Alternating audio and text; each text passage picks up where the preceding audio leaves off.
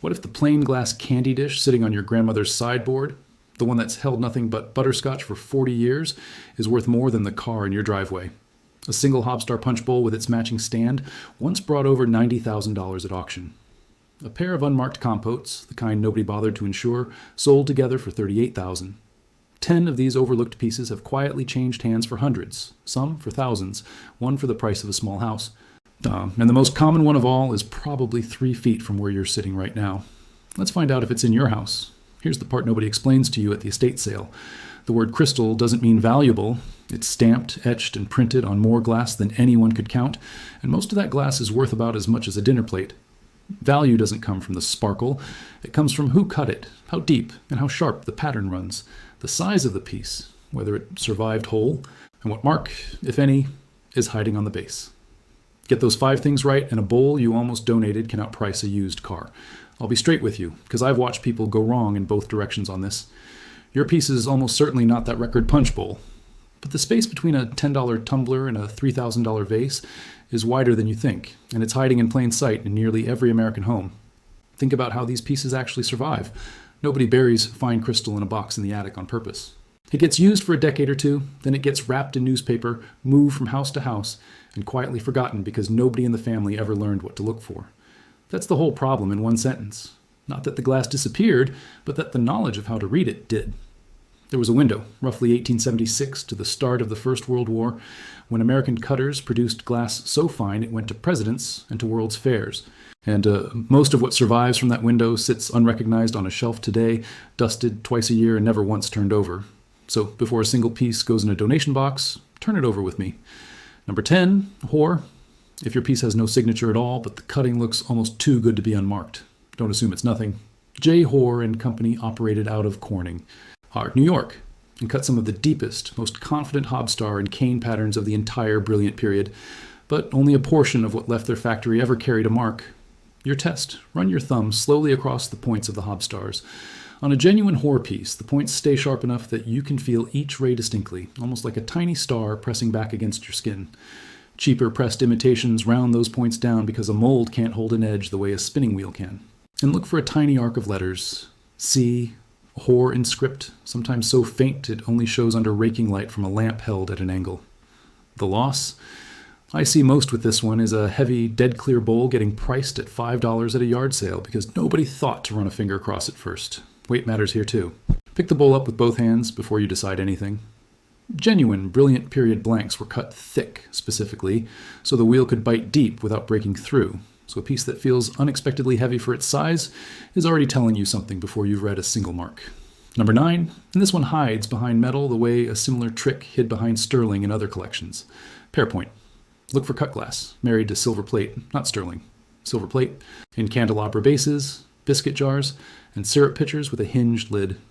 People see plated metal and assume cheap, but Pearpoint built its reputation pairing serious cut crystal with well-made metal fittings, and complete, undamaged examples with their original lids and hinges intact are the ones collectors actually chase. Your test, check the hinge. If it still opens smoothly and the glass insert still matches the metal collar exactly, in size and in wear pattern, you likely have a matched original, not a marriage assembled later from 2 different pieces. And rid the glass itself for a diamond-shaped mark, or a simple P inside a diamond, small, near the base edge. The loss here is almost always the same story. Someone polishes the tarnished lid off entirely, thinking they're improving it, and strips away the patina a buyer would have paid extra for. From here forward, every single piece comes down to the same discipline. Trust the cutting and the mark over the shine, and the next one gets dismissed for looking foreign and gaudy. Number 8, Val St. Lambert cut to clear. Picture a deep amethyst or emerald glass with the color cut away in bold panels to expose brilliant clear crystal underneath, the kind of piece that looks almost too dramatic to be real. People assume tourist souvenir, something picked up cheap on a European trip decades ago. The real pieces are cased, a true layer of colored glass fused over a clear body, then cut through by a skilled hand, so the line between color and clear stays crisp enough to catch a fingernail. Val St. Lambert, working out of Belgium since the 1820s, produced some of the finest cased and cut crystal of the 20th century, and the best examples now sell for serious money at specialty auctions. Your test, hold the piece to strong window light and study exactly where the color ends and the clear begins. On the real thing, that border is a hard, clean edge, almost like it was drawn with a ruler, and the colored layer has visible thickness you can see into. On a cheap imitation, the color is a thin wash, sprayed or dipped onto the surface, and the edge blurs the way a stain does. Check the base for an acid-etched crown mark or the letters VSL. Also pay attention to the weight distribution. Cased pieces tend to feel slightly heavier at the base than a plain clear piece of the same size, because that extra colored layer adds real mass exactly where the cutting is deepest. The loss, a genuine cased Val St. Lambert vase, gets called flashy and left behind because nobody stopped to look at that border. Number 7. And here I need to slow you down, because this is the mistake I watch people make more than any other on this list. You pick up a heavy glass, flick it with a fingernail, and it rings out a clear, bell-like tone. Oh, crystal, you think? That ring only tells you the glass contains lead, or a similar dense metal which lets it sing instead of thud. It tells you nothing about age, nothing about who cut it, and nothing about what it's worth. Plenty of glass made last year rings beautifully and sells new for $20. Plenty of pressed glass from a mold was designed specifically to fool that same finger test, and is worth almost nothing at all. Crystal is a formula, not a value judgment. There's still one test worth doing here, and it's the one that actually feels like magic. Take the piece into a dark room, set it beside a single strong light, and watch what happens to the wall behind it. Real hand-cut crystal throws small, sharp rainbows across the wall and across your own hand, because those deep, angled cuts bend light the way a prism does. Molded glass just glows evenly flat and dull with no fire in it at all. That test tells you what the glass is. It still doesn't tell you what it's worth. Only the maker, the depth of the cutting, the form, and the condition can do that. Number 6, Libby. A name plenty of people half recognize from the word maze stamped somewhere in their memory. Here's the trap. Libby, out of Toledo, Ohio, cut some of the largest and most ambitious, brilliant period showpieces ever made, including punch bowls built specifically for World's Fairs. Yet the vast majority of everyday Libby stemware carries no mark whatsoever, because most of it was never intended as a signed showpiece.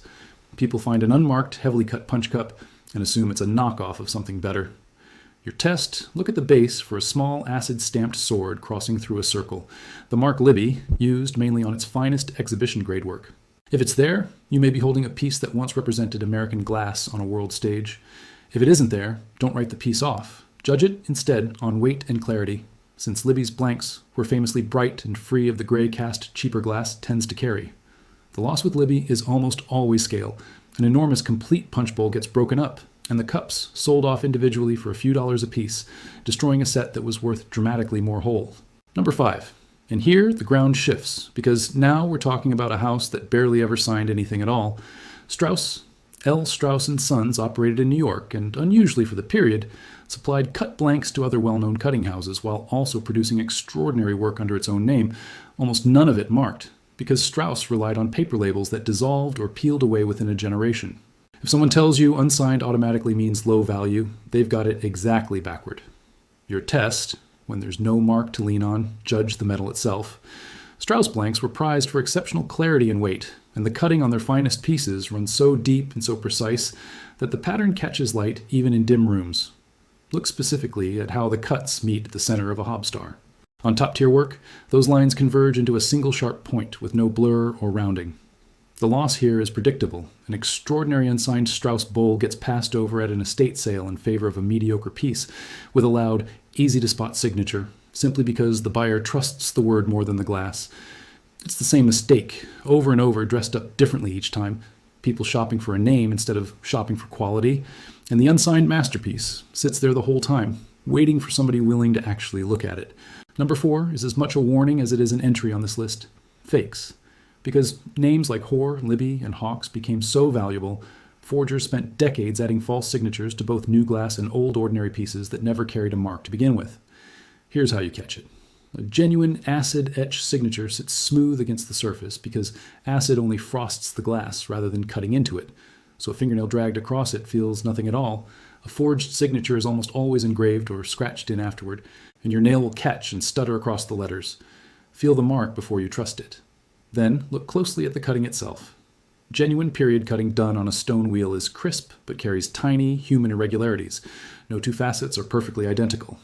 Modern imitation cutting done on a diamond wheel, or worse, pressed straight from a mold, is dead uniform from one facet to the next, and sometimes you can find a faint seam running up the side where mold halves met. Watch 2 for the repolished piece. Chips ground away and the whole surface buffed smooth again, which softens the cuts just enough to quietly erase real value. This is exactly the discipline that carries into the next two, because both the fortunes and the frauds on this list get decided in the same overlooked place, the details almost nobody bothers to check. Number 3 isn't a maker at all. It's a calendar hiding in the words stamped on the base. Turn the piece over and read the country line carefully. No country named at all often points to glass made before international marking requirements existed, or to glass made for the domestic market with no export intention. A single country named on its own, just Belgium or just Ireland, generally points to a piece made in the decades bridging the turn of the century, when a new requirement forced imported goods to declare their country of origin without further detail. The fuller phrase, made in, followed by the country name, generally signals a piece made after the early 1920s, once regulators demanded that exact wording. For Waterford specifically, a paper label points to pieces from before the 1950s. An acid-etched script signature covers the decades after that, and a tiny seahorse mark appears only starting in the 1990s. One more thing worth doing, run a fingertip directly over any mark you find. A faint scratch or a filed line cutting through the signature usually means the piece left the factory as a second, sold at a discount even when the cutting looks flawless to the eye. Most people flip a piece, glance at a jumble of tiny symbols, and set it right back down. That jumble is actually a dated, signed confession, if you know how to read it. Number 2 quietly costs collectors more than almost anything else on this list, because the value here has nothing to do with sparkle and everything to do with size and completeness. The record-setting pieces are never small.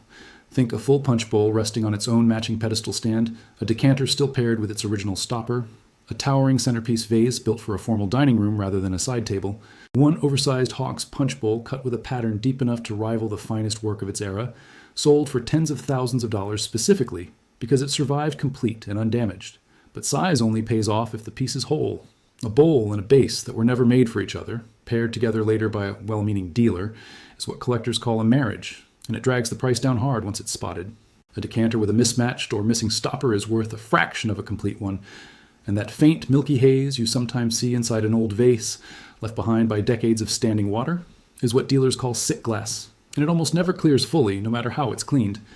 Your test, confirm that a bowl and its stand share identical cutting and identical wear patterns underneath, match any stopper's ground number to a corresponding number on the decanter's neck, run a fingertip around every single rim checking for chips, and hold a light inside any hollow piece to check for cloudiness. More money has been lost to a broken or clouded piece on this list than to every forged signature combined.